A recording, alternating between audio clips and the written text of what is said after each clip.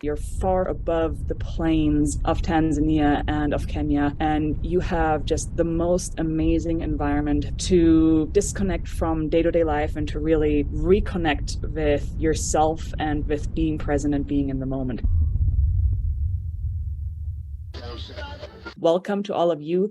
Really excited to see, the level of interest in climbing Kilimanjaro and in climbing Kilimanjaro specifically, as part of a women's team. So to introduce myself and kind of go over a little bit of my background, I turned my back on my corporate career and dove headfirst into the outdoors and into guiding. And at this point, I've been a professional guide for the last 7 years, roughly. I'm based in southern Utah in Kanab, where I run a local guide service called Dreamland Safari Tours that's focused on hiking and photography here in the desert of southern Utah. That's a year-round endeavor. And then I also am the founder and lead guide for Awe Expeditions, which is an all-women mountaineering organization that focuses on putting together all women teams to go and climb some of the tallest peaks around the globe. We offer trips such as Kilimanjaro, Aconcagua, 6,000 meter peaks in the Himalayas, Australia, the Alps, and a number of other destinations. But really, my personal passion is one, to be in the mountains, of course, and to share the mountain experience with teams. But my real focus and kind of primary pursuit in all of this is to open up the world of big mountain climbing to more women, because at this point women are still somewhat underrepresented in that domain, and I've experienced that firsthand and have decided to go and try and make a difference. So in terms of what's on the docket for today and what we're going to be talking about, first off, I want to share with you a little bit about why I think that climbing Kilimanjaro is so rewarding and why it makes such a terrific high altitude peak. I want to talk to you about how to plan your climb. So very tactically, what you need to know as you're thinking about which route you want to choose, what time of the year you want to go, which team you want to go with. And then I want to shift gears and talk about the main challenges that you're likely to encounter as you climb Kilimanjaro, which is high altitude and weather conditions. So we'll dive into that, and then we'll go and get really tactical again and talk about gear and training if you want to get ready to actually tackle the roof of Africa. And at the very end, I want to take a couple of minutes and talk about why I care so much about climbing as part of an all-women community, why I care so much about putting together women's teams, and why I think that it matters to have more women representation in the big mountains. Let's talk about why climbing Kilimanjaro is so rewarding. I mean, Kilimanjaro, for the most part, needs no introduction, right? It is the roof of Africa. It's a freestanding dormant volcano in Tanzania. It is 19,341 feet tall. That's 5,895 meters. And it is a phenomenal mountain objective and a phenomenal experience. But why? What makes it so alluring outside from the fact that it is Kilimanjaro, everybody's heard about it, and, it is a way to go and see glaciers and snow in Africa, which is, this huge, paradoxical seeming just miracle in some ways. The reason that I think that Kilimanjaro is so rewarding, one is that you are so far out there, you're far, far, far above the plains of Tanzania and of Kenya. And you have just the most amazing environment, the most amazing landscapes, the most amazing setting to, disconnect from day-to-day life and to really reconnect with yourself and with being present and being in the moment. So the picture that I'm showing here, interestingly enough, is actually not Mount Kilimanjaro. It is Mount Meru, which is a neighboring peak to Kilimanjaro, taken from one of the camps up on Kilimanjaro. But, if you just look at this, this mystical peak floating in the clouds at sunrise, I mean, these are moments that are very unique to climbing in a big mountain environment. And it's not something that most of us anyway get to enjoy on a day-to-day basis. It's a tremendous setting. It's incredibly beautiful. It's very disconnected from the daily grind and, a great way to reconnect just kind of with the basics and focusing on the moment. It is also a tremendous physical challenge. Right? You're seeing here a group of trekkers coming up, around 15,000 feet. Again, Mount Meru towering very faintly there in the haze in the background. And you are up on the mountain, you're in thin air, you're pushing hard day after day after day, you're on your feet, for hours every day, and then topping that off with a potentially very difficult summit push. So it is a real physical endeavor, and that physical endeavor takes you into this alpine ice zone on the summit and allows you to, again, push into a setting that is incredibly unique, that is incredibly unusual. And you combine all of that with that physical difficulty and physical challenge that's really presumably going to put you beyond your comfort zone.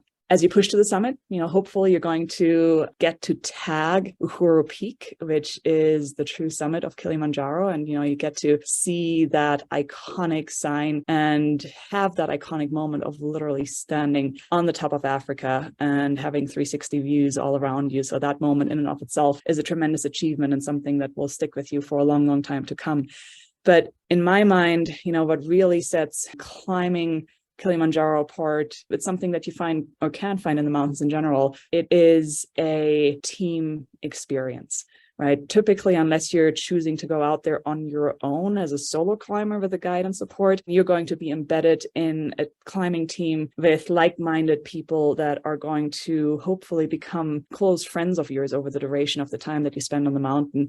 And that shared experience is just really something very special. And it's what, for me, sets apart the experiences that we have up high.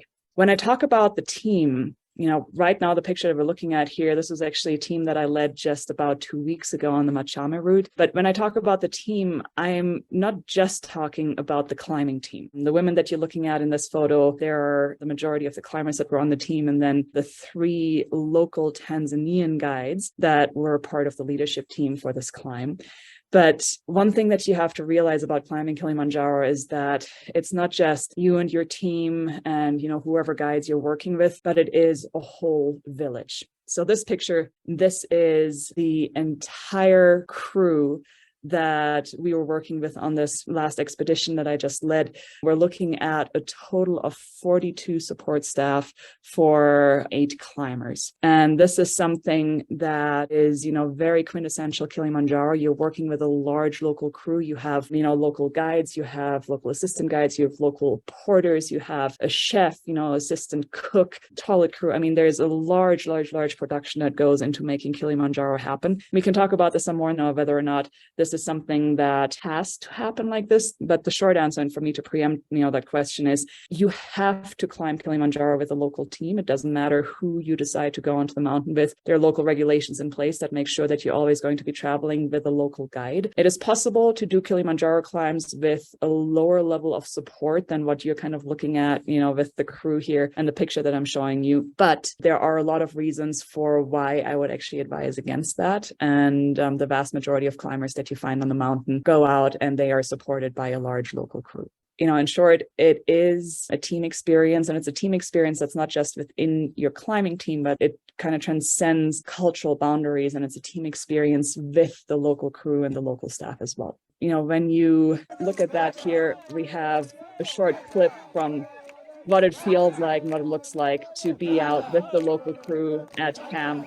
If the weather is good and the rangers are, in a giving mood, then there's oftentimes opportunity for joint singing and dancing at camp. And that's just a tremendous cultural experience and something that's very, very special to Kilimanjaro. To sum that up, why is Kilimanjaro so rewarding, and why do I think that it's such a tremendous high altitude peak? One, it's a physical challenge without any question. It is hard, even though, quote unquote, it only takes hiking to get up to the summit. It really is a challenge. It is a spiritual experience in some ways. It puts you into a tremendous, unique, very beautiful setting that allows you to disconnect from the daily grind. And it is also a cultural immersion, an experience that's quite unlike anything that you're likely to find climbing other mountains around the world.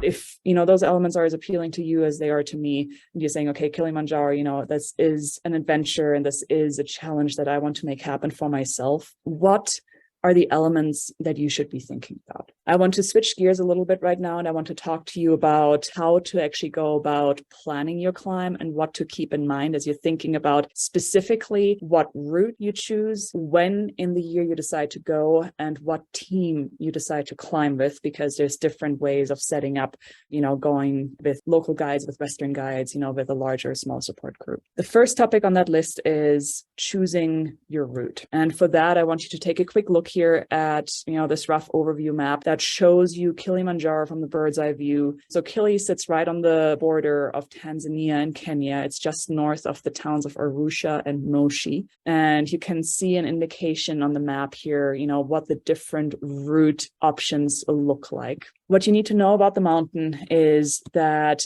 there are 7 different main routes that you can choose from. And I'm going to spend a couple minutes talking about them and giving you an overview so that you have an idea of what your alternatives are. The routes are pretty much all named after the villages that they start in at the bottom. The popular or, kind of 7 distinct routes that are your alternatives here are the Marangu, the Machame, the Limosho, Rongai, Shira, Umve, and the Northern Circuit route. When you look at this chart, what you're looking at is the length in miles of how long those routes actually are in terms of the trekking distance on the mountain. And, what should stand out to you here in this chart is that pretty much all of the routes vary from somewhere between 30 to about 50 miles, with the exception of the Northern Circuit. That's a little bit longer, it's 60 miles. But, something to keep in mind on Kilimanjaro is that you want to spend time on the mountain. The more time you spend on the mountain, and so, frequently the more distance you cover, but primarily the more time you have at altitude and to acclimatize, the higher your summit chances are going to be. So, a chart like this is not something where you should look at the distribution and say, oh, Shira and Umma, those look like really short routes. Let's go and climb those because that must be the easiest way to get up to the summit. The opposite is actually true. The longer your route is, the better your odds of success typically are. The other factor that you want to think about as you're thinking about different routes is how busy and how popular are they, right? So to start with, I kind of arrange the routes by popularity, so, it's easy for you to follow. But the Marangu and the Machame route are probably the 2 most popular routes at the moment, followed by the Limosho route, which is also quite popular, but not as busy as the Marangu and the Machame. And then really all of the other routes tend to be less busy and less populated. That is something to keep in mind because as of 2019, right before the pandemic, there were about 50,000 climbers on the mountain each year. And when you think about 50,000 climbers, those are 50,000 climbers that are part of a climbing team that doesn't yet account for the local support crew. So if, a typical ratio for support staff to climbers is you have 1 climber with about 3 to 5 support staff, let's just call it 4 maybe, 50,000 climbers translates into 200,000 support crew, which means you have 250,000 people on the mountain in any given year. The pandemic, of course, changed those numbers a little bit, but tourism is starting to come back very strongly in Tanzania. And because of that, I think that popularity and crowdedness is a factor that you probably want to take into account. When you look at the lineup here, there's a couple more things that you should know about these routes. On the Marangu route, you go from hut to hut and you're sleeping in dormitories, which has its advantages and its disadvantages. On the one hand, it's great because you can get out of the weather, you have an actual indoor environment to kind of relax in. On the other hand, you are in an indoor environment with a whole bunch of other people, which means that it can be noisy, it can be hard to sleep. If there is COVID or anything else going around, it's much easier to pick that up in there. So, those are kind of considerations that you have to be aware of. For all of the other routes, except for the Marangu route, you are sleeping in tents. And, that means that, you're sleeping on the ground and you don't necessarily have the comfort of an indoor environment, but you have a bit more privacy. You have the ability to spread out a little bit more. And in my mind, you're getting to have that quintessential mountain experience and mountaineering experience, which entails camping in tents, sleeping in tents, and, if anything, having mess tents for food to get out of the elements at that point. The other thing that I want to point out is for the Shira and the Umwe route, I want to make sure that you give a double consideration to these routes if they, on the surface sound appealing to you, is that the Shira and the Umwe are amongst the shortest routes on the mountain, and they are the steepest and kind of most direct path to the summit. Well, the Umwe anyway, the Shira just kind of starts high up on the mountain. At first glance might sound appealing because, you have fewer miles to cover and, you just kind of go for the climb and you try to get it done. But it's actually a really risky proposition to try and go straight up the mountain because you are much, much, much, much, much more susceptible to acute mountain sickness if you do that. Even worse, haste or HAPE, which is high altitude cerebral or pulmonary edema. So real serious altitude issues. From my perspective, I would recommend the longer the route, the better in general. There's some exceptions, like the Machame route, for example, is a relatively short route, clocks in at about 37 miles. However, the way the elevation profile works out, it actually gives you a ton of opportunity for acclimatization. It gives you a ton of opportunity for, just gradually moving up the mountain. So those are things that you have to keep in mind. But if you combine, a question around how long a route is and how kind of diverse and busy or not busy it is, the routes that I personally would recommend to kind of zero in on and to do your research on if you're interested in actually planning a climb are the Machame, the Limosho, and the Rongai route, and the Northern Circuit. I think that those four, at the moment are the most appealing. If you really place value on being able to sleep inside a hut, then the Morongo route would also fall into that category. I personally am not that huge of a proponent of sleeping indoors on these mountaineering trips. So, again, Machame, Limosho, Rongai, and the Northern Circuit. Between those routes, there are trade-offs. You have, different lengths, you have different levels of steepness, you have different starting points and kind of different, rainforest down low that you see, different terrain. All of them are great routes. It's really up to you at that point to kind of dig into the research a little bit more and say, okay, this is something that sounds appealing to me. You're going to have a great time no matter which of those routes you choose.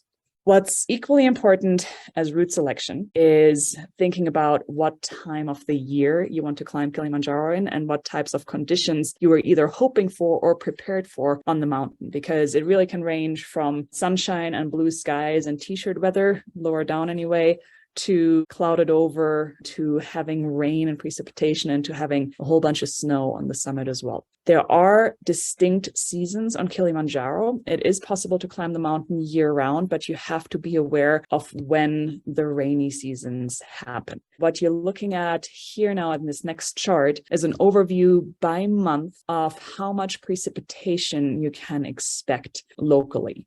And what should jump out to you here is that March, April, and May have by far the most amount of precipitation. That's called the long rainy season. And then you also have a small spike kind of from late October into early December. What I would like to point out here is that, yes, it is possible to climb Kilimanjaro year-round. You can do it in the rainy season. It does make things a lot more difficult because the trails are slippery. You're dealing with just a lot more cold, wet, difficult days, particularly if you're on a route that requires tent camping. So any route other than the Morongo route, is something that really does change the character of your climb quite radically.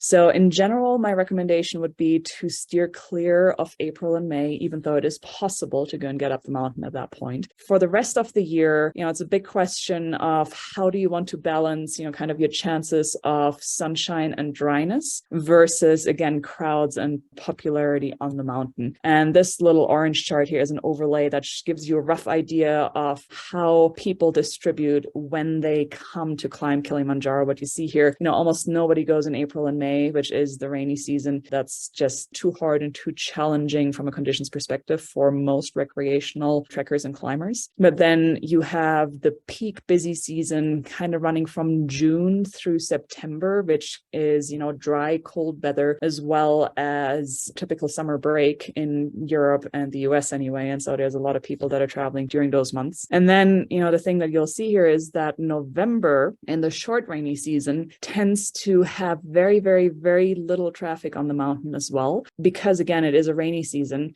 Now, Now, I just got back from the second rainy season climb that I led on Kilimanjaro 2 weeks ago. I actually quite like the short rainy season because one, you are able to avoid the crowds and you pretty much have the mountain to yourself. And two, typically in the short rains, you're not dealing with just a complete deluge morning to night every day, but typically happens in the short rainy season is that you have short rains in the afternoon, kind of a monsoonal like pattern. And that means that you might have, beautiful mornings and just beautiful, beautiful conditions on the mountain for part of the day. And then you have, an hour or two or three where it does rain and where you're hopefully able to get into your tent and out of the elements. To me, that's an appealing proposition because, again, crowd control on the one hand, and on the other hand, rather than dealing with a lot of direct sun and getting exhausted because you are just hiking in full-on sun the whole day, you have that cloud cover and then you're dealing with rain at times. Now, in the rainy season, it can go either way. You could get a lot of rain and be not super happy with that decision, or you could get very little rain and be incredibly pleased to be there in November, December. But, those are kind of the trade-offs that you have to be aware of. If you're primarily concerned about stable, dry weather and you don't really care about how many people are on the mountain, then that summer window, from June through September, even early October, tends to be a prime season to go and climb Kili. So we talked about route selection. We talked about time of the year, and hopefully your takeaway from that was you can climb Kili year round. Just try and steer clear of kind of March through May because that's where there really is a lot of rain. But the third thing that we haven't talked about yet is how do you choose your team? And then to me, again, the team that you're climbing with is likely going to make all the difference for your experience and is a huge determinant of what types of memories you take away from this type of adventure. One thing that you should be aware of is that when you talk about climbing Kilimanjaro, first off, you always have to be in the company of a local guide. That is a government regulation. There's no way around it. The choices that you have from there on out are, are you climbing with a Western or kind of, non-Africa based outfitter or guide service who then partners with a local outfitter in Tanzania or in Kenya? Or are you climbing directly with a local provider in Tanzania and Kenya? What you should know is that there are over 200 certified guide services and outfitters in Tanzania, and they vary radically in the quality of the service that they offer. But primarily, what I personally pay a lot of attention to is the way that they treat their employees on the mountain. So their guides, their porters, their staff. That is a hugely important consideration. You really want to make sure that whoever you're climbing with pays attention to how the porters in particular are treated, that they're being paid fairly, that they have the gear that they need, that they're getting proper meals and proper accommodation on the mountain to make it a safe and positive work environment for them. I am going to show you here a short clip from the team that I like to work with. We partner with local outfitter Kili Africa. One of the things that you want to be paying attention to besides porter accommodation, wages, and gear and meals is also if your partner organization is committed to KPAP, which is the Kilimanjaro Porters Assistance Project. It's a nonprofit that is focused on ensuring good working conditions for the porters. And then the next question that I personally always like to ask, because again, I care about putting together women's teams and not just bringing women climbers into the mountains, but also working with women local guides and women staff. The next question that I have is, do you have women guides that you work with? Do you have women porters that you bring onto your crews? And do you create opportunities for women? Because, these are so guiding and portering and really working in any role on Kilimanjaro is a very, very lucrative role for the locals. It's a big source of income and it's a very sought after job. So I like to make sure that when I bring teams to Kilimanjaro that, we pay it forward and create opportunities for women on the ground as well. The photo that you're looking at here are three local guides. It's Faraha, Philomena, and Angel, who were the local guides that led the team that I just brought to Kilimanjaro a couple of weeks ago. This is actually quite unusual still today. There are women guides on Kilimanjaro without a question. You're looking at three of them right here, but less than 10% of all certified guides on Kili at the moment are women. Typically, what you'll find is you have a man as a lead guide, and then you maybe,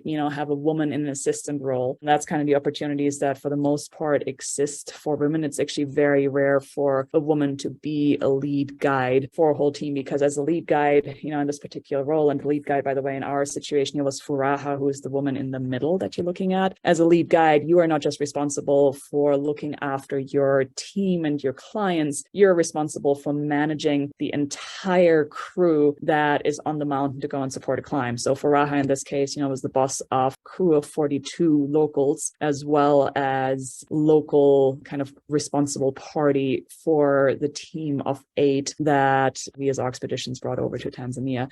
And that's a big role, and that's traditionally still very male dominated. And as I said, I like to do my part to help change that. And that's why I would encourage you, if you're interested in climbing in kind of women-centric environment, make sure that it's not just the team that you're signing up with that are women, but that there's also local women who get the opportunity to work in leadership roles on the mountain.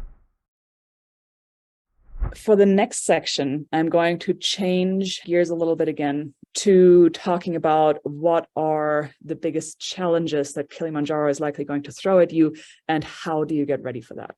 And the two biggest challenges typically that people encounter are high altitude and weather conditions, because, you are climbing to 19,000 feet, almost 6,000 meters, and you're going to be in some pretty remote, pretty extreme environments. So let's talk about each one of those at a time.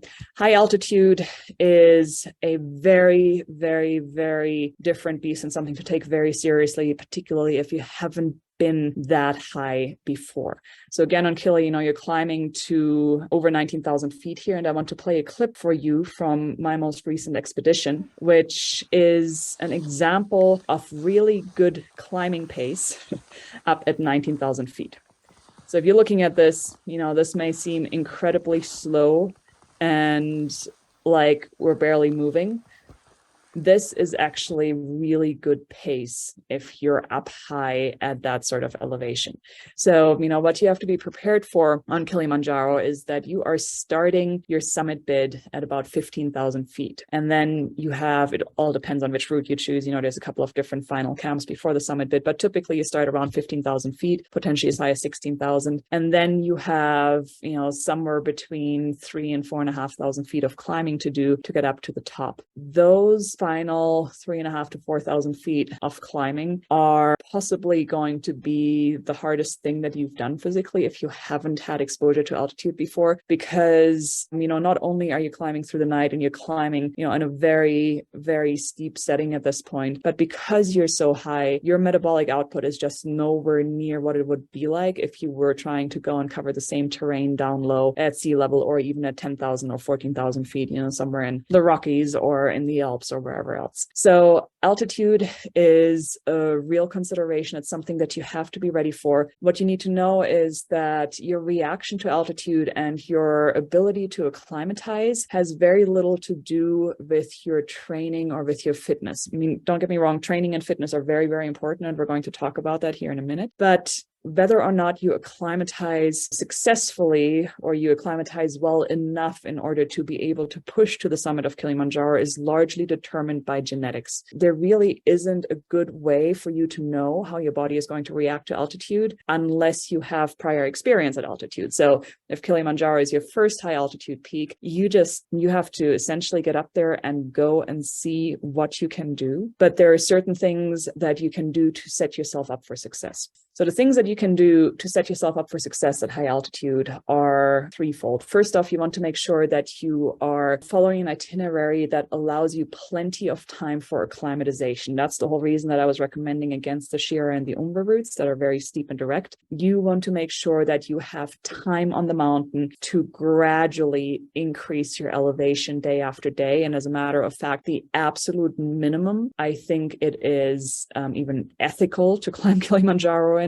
is 6 days. I still would not recommend a 6-day itinerary. I think it is much, much, much too fast unless you're incredibly genetically blessed with, a superior ability to acclimatize, or unless you've spent a lot of time at high altitude in the weeks leading up to your Kilimanjaro climb. But 6 days is the absolute minimum that you could get away with. 7 days is kind of a solid, relatively fast but doable itinerary. 8 days or 9 days or even 10 days, essentially the more time you get to spend on the mountain, the more time you get to spend on acclimatizing, the better your odds are going to be. The itinerary selection and kind of the length of time that you spend on the mountain is really, really important. The next thing that's really important is to make sure that while you're on the mountain, you get a sufficient amount of both hydration and rest. So you want to try and, stay hydrated, stay ahead of the game, of course, but also do what you can when you're not hiking to take it easy, relax, nap, sleep, do everything you can to support your body in kind of going through these processes that promote short-term adaptation. And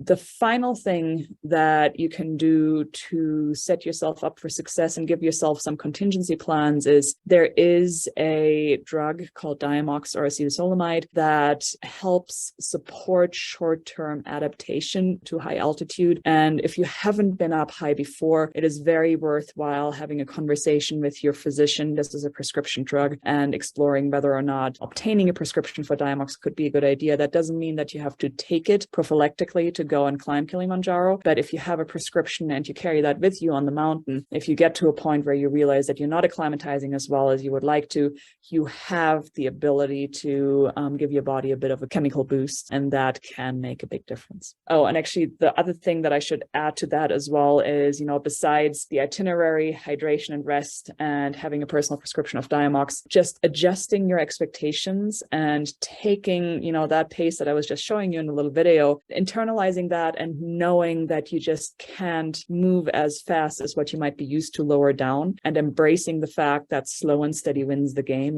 kind of being able to have that mental switch from trying to get up a mountain potentially as fast as you can, or just pushing hard because, you want to feel strong and you want to show that you can do it. For altitude, it's the exact opposite. You want to keep your heart rate down. You want to, not massively exert yourself, and you want to really meter your energy as you're progressively moving higher on the mountain.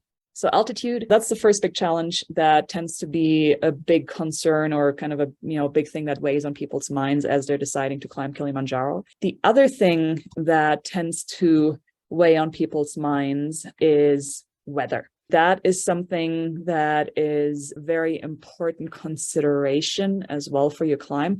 What you should know is that, temperatures on Kilimanjaro up on the summit are relatively stable year round. You're typically looking at temperatures, somewhere in the teens, maybe the 20s, or maybe even single digits Fahrenheit. So that's somewhere between -10 to -20 on an extreme day, maybe -25 degrees Celsius up high on the summit. You really have to be prepared for everything, right? As you're climbing Kilimanjaro, you're starting low down. You're typically starting at around 5,000 feet or so. So, lower than 2,000 meters above sea level. You're, depending on the time of year, you're going to be in, potentially quite warm and always humid, rainforest environment with temperatures in the 60s to 70s, maybe even warmer. And then you gradually move through, all of the different zones on Kilimanjaro until you end up on the summit in those extreme cold conditions. So while Kilimanjaro is a trekking peak and you don't need any technical climbing equipment in order to get to the summit, you do have to take the conditions very seriously, and you do have to be ready for full-on mountaineering conditions. The picture that we're looking at here is again from the climb that I just came back from 2 weeks ago. It's approaching the crater rim at Stella Point, which is at about 19,000 feet. And you can tell, everybody's bundled up. We have a bunch of snow, we're seeing big gloves, we're seeing big jackets. And that is what you have to be ready for, particularly because remember what I just said about altitude and the fact that your metabolic output isn't going to be as high as it typically would be down low, which means you're moving a lot slower than what you might typically be used to in the mountains.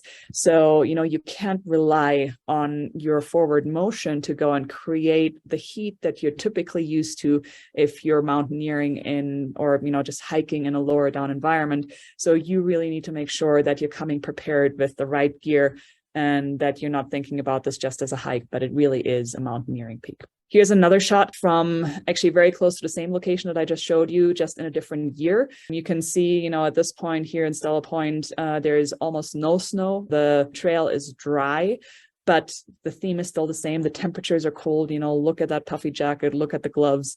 Like, you want to be prepared for very, very cold and full-on conditions. This is another impression from our summit day 2 weeks ago. We got almost the entire team here on the way to the summit on the last couple of yards.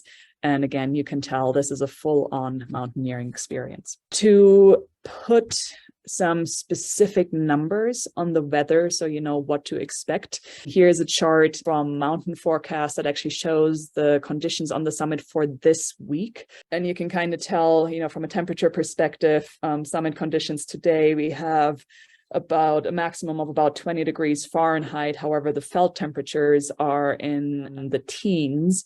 And then later in the week, things are dropping down as low as into the single digits, with a little bit of wind, 10 to 15 to 20 mile an hour winds, mixed in with a little bit of precipitation. So this is pretty typical for the summit of Kilimanjaro. This is what you want to be ready for. And because being ready for this type of weather and being ready for these types of conditions is such an important part of having a good time on Kilimanjaro, the tactical advice piece that goes along with this, which is talking about the gear that you need, as well as the attire, and then also talking about what you can do to train and prepare for your climb, once you know when you're planning on going and what your kind of overall vision for Kilimanjaro looks like. This is not a comprehensive gear list that I want to give you. I just want to kind of pull up the big picture items that you want to be mindful of if you are, new to this sort of activity and you may not have a lot of the gear. These are the things that you need to make sure that you're planning for mentally, you're budgeting for, and you also should know that there is a lot of gear available to rent locally, so you don't necessarily need to buy everything, but I just want you to have an overview of, the big things that you're going to be needing on your kit here. You need a backpack. That backpack doesn't have to be huge. If it's around 30 to 35 liters plus, that works fine, because again, most of the time you are going to be climbing with porter support on Kilimanjaro, so you don't have to carry all of your gear. All that you have to carry yourself is your layers, your water, your snacks, and your camera and your personal effects. So again, 35 liters should be more than sufficient. You do want trekking poles because you have a lot of very steep terrain, and the trekking poles really do make a difference. They are very helpful on the way up. They're also massively helpful on the way down, and we'll talk about that in a bit more detail here once we go into training. For a sleeping bag, you do need to bring your own sleeping bag. Most outfitters do not provide any sleeping bags as part of their kind of expedition fee, though it is possible to rent them on location. You're looking at a 20-degree sleeping bag, so that's about -10, I believe, or -7, should be the temperature rating of your bag, because, as you're moving up higher on the mountain, remember the final night before the summit, you're typically sleeping at around 15,000 feet or so above 4,000 meters. You want to have a sleeping bag that's rated to below freezing at that point to keep you warm and comfortable. You should be bringing a sleeping pad, a nice inflatable sleeping pad to keep you off the ground. Depending on the outfitter or the guide service that you go with, some of them may be providing padding for you in the tents. If nothing is provided, then it's a great idea to have 2 sleeping pads, actually, both an inflatable sleeping pad and a foam sleeping pad. But that's something that very much depends on the specific setup of your expedition. And then you do absolutely need glacier glasses and ski goggles. So glacier glasses are very important. Those are not just any old sunglasses or sports sunglasses. You need actual properly polarized category 3 or 4 glacier sunglasses, which just help protect your eyes. You're very, very high up on Kilimanjaro, and when it is not completely overcast, the UV radiation is intense and you can really damage your eyes if you don't have good protection. So making an investment in glacier glasses is a great call. You can typically find, cheapish versions of glacier glasses for around $80 to $120, but that is something that's very, very important to have. You also want to have ski goggles with you as contingency in case you have bad weather, wind and snow when you're climbing to the summit. Hopefully you're not going to need the ski goggles, but if you do need them and you don't have them, then that could really throw a wrench in your summit plans. You definitely need a good headlamp, both because the days on Kilimanjaro are around 12 hours. So the nights are around 12 hours as well. Kili is close to the equator. There is a lot of time in the dark at camp, but you're also going to be climbing through the night for summit day. And, typically summit day starts around midnight. So you're going to have around 6 hours or so of climbing through the darkness. So you need a good headlamp. And of course, you need warm boots. This is a bit of a contentious question for some people. How warm do the boots have to be and what do I really need? You do not need rigid mountaineering boots for Kilimanjaro, but you do need warmth, because again, remember that the temperatures on the summit can go down into the single digits Fahrenheit or negative 20 degrees Celsius. So you want to make sure that you have a nice, warm, well-insulated hiking boot that will keep you warm on summit day. One that I personally like is the Lower Renegade Warm boot. That's a really good hiking boot just with some extra insulation. There's lots and lots of different shoes that would work for Kilimanjaro, but don't skimp on your footwear, because if you are in negative 20 degrees Celsius or in the single digits or teens Fahrenheit, and you don't have a way to keep your feet warm, one, Kilimanjaro is not worth getting frostbite over, and two, it might actually make you turn around on summit day, so that would be a shame. Make sure that you have good boots. For attire, two pieces that I would say are the most important things to bring on the mountain are a warm down jacket. Again, think about the temperatures that we've been talking about. This is a mountaineering peak. You do have to take it seriously.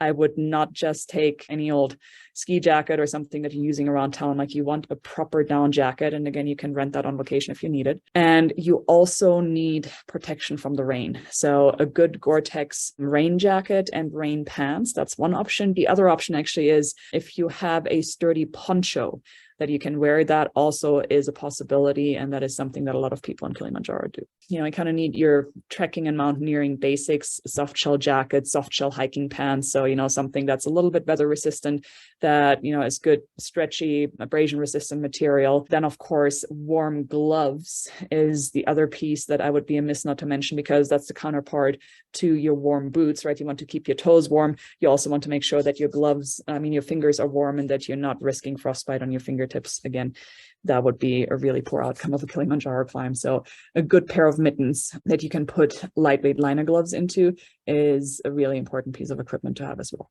So, the reason that you can get away with a 35-liter backpack is because typically on most climbs and expeditions, you're going to be supported by porters. And the picture that you're looking at here is Joni, one of the porters that we were working with 2 weeks ago, navigating one of the steepest section on the route. And you can see, the big piece of luggage that he's balancing on his shoulders here. These porters are just incredibly strong and nimble and amazing. And they're the ones who make it possible for you to not have to carry super heavy going from camp to camp. So that's something to keep in mind.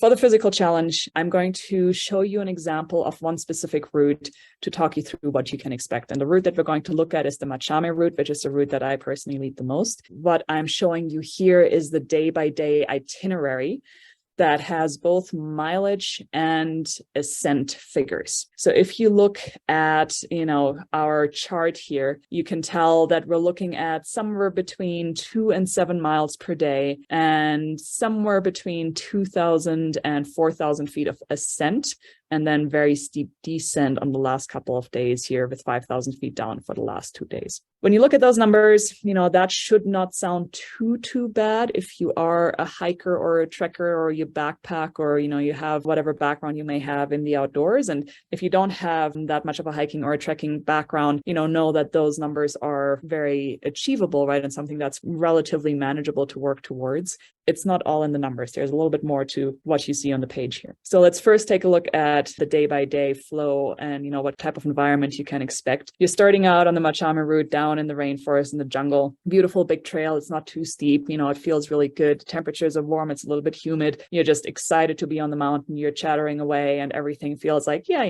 you're ready for this. You can do this. This is great. That's a really nice first day. it doesn't stay that way because it gets pretty steep pretty quickly, because you do have to gain a bunch of elevation, of course, in order to get from 5,000 feet, where most of the gates are, the entrances to the national park, all the way to 15,000 feet, which is where the high camp before summit traditionally is. You start to push into heath and moorland, you kind of get out of the rainforest, you get more into exposure, into steeper terrain. And as you do that, the terrain steepens and steepens until, depending on which route you choose, you might end up on the Barranco Wall, which is considered one of the steepest and most technical sections of most of the Kilimanjaro routes. Now, this picture of the Barranco Wall is a little bit sensationalist and a little bit misleading. It looks like, Sam, who's the climber at the top here, is, pulling this crazy move and this crazy terrain. It's actually not that bad, but you do have a little bit of scrambling. You have to be ready for a bunch of high steps. You have to be ready to go and use your hands to balance yourself and help pull yourself up a little bit. There's no ropes needed. There's no technical equipment needed. It's easy to do it with a backpack, but it is,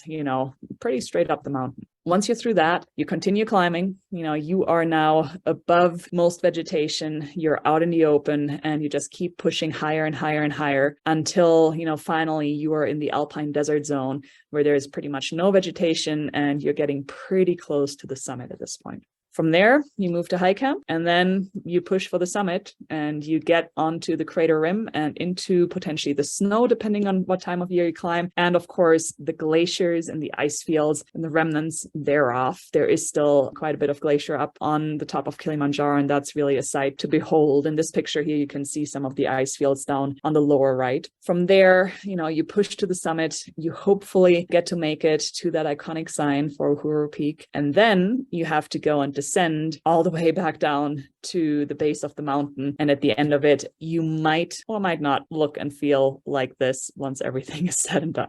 To, prepare yourself to get through all of that terrain, through all of those challenges, and not end up completely dead at the end of your expedition. There are a couple of things that I would recommend you prioritize as part of your training. So first off, Kilimanjaro is, again, it's a mountaineering expedition. It is a real physical challenge. If anybody tells you, oh, it's easy, you can totally do it off the couch, don't believe them, because the more seriously you take it, the better a time you're going to have up there. So it is very, very, very well advised to actually train and get ready for this type of expedition. To do that, the main elements that you want to be looking at are long hikes with weight on your back. And so what I recommend is weighted pack with about 20 to 30 pounds or, 10 to 14 kilograms. You want to be able to hike distances of, 10 miles plus by the end of your complete training cycle for Kilimanjaro. You also want to make sure that you're incorporating regular hill climbs and or Stairmaster workouts, because if you think back to the pictures that I just showed you, there are quite a lot of sections that are steep up. They have a lot of high steps. You really have to be ready to be able to deal with a pretty sustained and strenuous incline for, not just a little section here or there, but potentially for hours at a time. So climbing Stairmaster workouts are really, really important. And then you want to make sure that you're not just doing training sessions once or twice or even 3 times a week, and you always have plenty of rest in between. But as you get closer to your expedition, you want to make sure that you are incorporating back-to-back long training sessions. So for example, on a Saturday and on a Sunday, to do a big training session Saturday and then to do another big training session the next day, even though you're tired from the day before, because that is one of the big challenges for Kilimanjaro. Depending on which itinerary you choose, you're going to be up on the mountain for 6, 7, 8, maybe 9 days, and you really won't have a full rest day in between to recover from all of the effort that you're accumulating. And so your body needs to get ready to be able to perform not just once, but day after day after day after day without a break.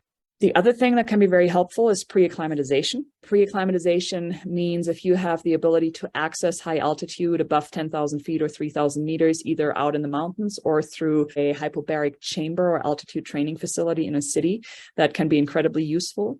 You also, could consider within the 2 to 3 weeks prior to your departure for Kilimanjaro, if you have the ability to either take a trip to the mountains or potentially to come to Tanzania before Kilimanjaro and climb another mountain such as Mount Meru, which is lower down and kind of gives you a good opportunity to go and get your systems primed and ready for that hypoxic environment.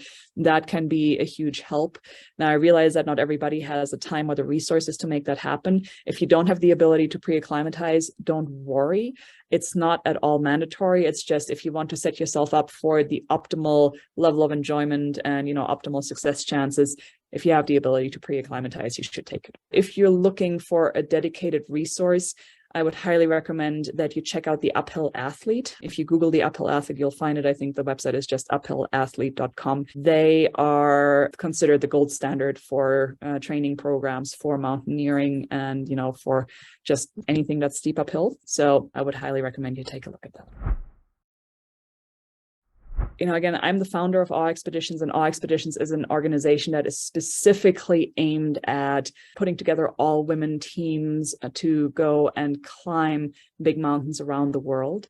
And I started that organization because I personally experienced how many outdated notions there still are, particularly in the mountain environment, about the ability of women to perform in the mountains and also just about whether or not they belong on a mountain. And as a matter of fact, we were experiencing that even on this climb here that I've been showing photos from on Kilimanjaro. It was absolutely fantastic to see a Tanzanian women leadership team amongst the guides and to also have a large portion of women porters and crew. The picture that you're looking at here are all the women that were part of our 42 headstrong support team. But those women, not so much the Western team, but the local women were still getting a lot of grief at the base of the mountain when some of the male guides and porters that weren't part of our team, but that were part of other teams, were realizing that there was a mostly women team about to go up the mountain in the short rainy season. And people were saying, women can't do this. This is not the time for women. What are you doing? This is going to be a disaster. And of course, that is not at all true. And I really like to think that in the 21st century, we should be able to move beyond that narrative and beyond that conversation. And so rather than just complaining about it, I decided to do something about it by starting Awe Expeditions. It's not just about systemic change. It's not just about dispelling outdated stereotypes and kind of that subtle gender bias, but it's also about the dynamics and the bonding that happens when you're in an all-women team. And, I love climbing and I love mountaineering in all sorts of environments, be that on my own, be that in co-ed teams, be that, with a male partner, be it in women's teams or with just one single woman partner. But I have to say that the openness and the supportiveness and the connection that frequently happens in all women teams is something that goes above and beyond what I've experienced in most other settings. And so, that's something that I personally have really been excited to witness. And it's something that I want to contribute to carrying forward and to provide a platform for other women to experience that as well. The opportunity for personal connection, the opportunity for personal growth, but also the opportunity for local women in the mountains that having an all-women organization creates, in my mind, is something that's really, really special. And I do think that, by creating opportunities for women in the mountains, be that as climbers or be it as mountain professionals, we end up experiencing, these really unusual and transformative moments together a lot of the time that translate into a sense of empowerment and confidence that goes far, far, far beyond the mountain environment and carries back to everyday life. Because of all of that, I don't just lead Awe Expeditions, which is, a commercial expedition company, but I was also lucky enough to be able to start the Awe Summit Scholarship Foundation, which is a nonprofit 501c3 that is focused precisely on creating more opportunities for women in the mountains. And we run an annual Summit Scholarship program, which is a scholarship program that creates funds for women to go and pursue big mountain objectives. We're actually about to launch this year's application process.